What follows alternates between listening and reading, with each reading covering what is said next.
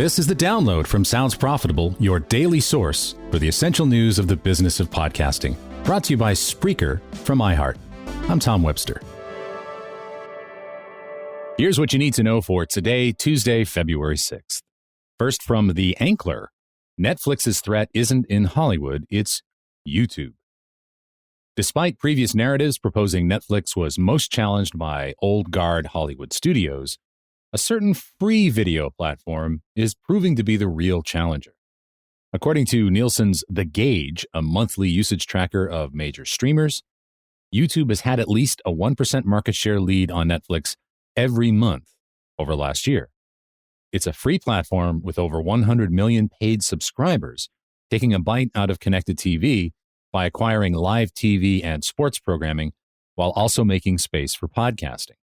According to YouTube, the number of creators who get the majority of their watch time from CTV screens has increased 400% since 2020. This, of course, puts podcasting in an advantageous position, given our biggest platform for discovery also happens to be one of the biggest video platforms overall.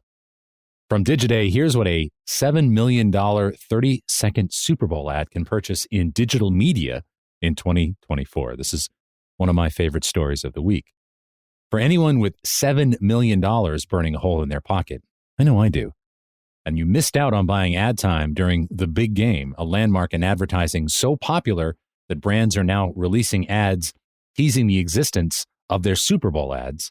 With that kind of cash, you can get 10 million clicks in Candy Crush, 2.8 million clicks on in-feed TikTok ads, or 43.4 million clicks on Walmart Connect. For a podcasting perspective, we asked AdvertiseCast CRO Dave Hanley how far that might go in podcasting. A $7 million investment in podcast ads at the current average CPM, published by Libsyn's AdvertiseCast Marketplace, will deliver an advertiser over 300 million host-read 60-second ad impressions on podcasts. Hanley then goes on to mention Sounds Profitable study The Medium Moves the Message, which found 68% of consumers are more willing to consider a product they heard about in a podcast ad. From Amplify Media and our friend Steve Goldstein, what people are doing when they aren't listening to your podcast. Hopefully not true crimes. A fair amount of time has been spent figuring out what people do when they're listening to a podcast, but Steve Goldstein takes a look at the activities that fill out the rest of people's daily media diet. 7.7% of all time spent on TV in December was spent with Netflix.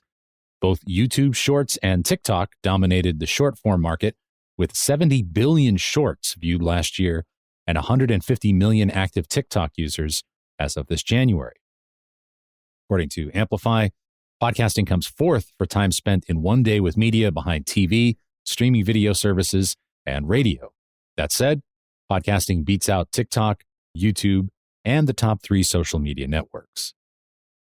And finally, from Spotify, Spotify's reported their fourth quarter 2023 earnings. The big green streamer released their Q4 report this morning, and things are looking up. According to their official release, monthly active users increased 23% year over year, a million ahead of guidance figures with 602 million users. An official press email notes the company is on track to make their podcasting arm profitable in this year due to investments and growth in the industry. One notable bit of growth is podcast consumption overall on Spotify, which the email says has increased 232%. I have shortchanged Spotify by a factor of 10 there. My apologies. Since Spotify signed their initial exclusivity deal with Joe Rogan in 2020.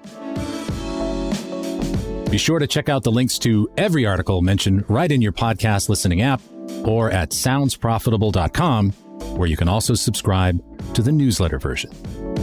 The Download is written and produced by Brian Barletta, Gavin Gaddis, and me. For Sounds Profitable, I'm Tom Webster. Download us again tomorrow.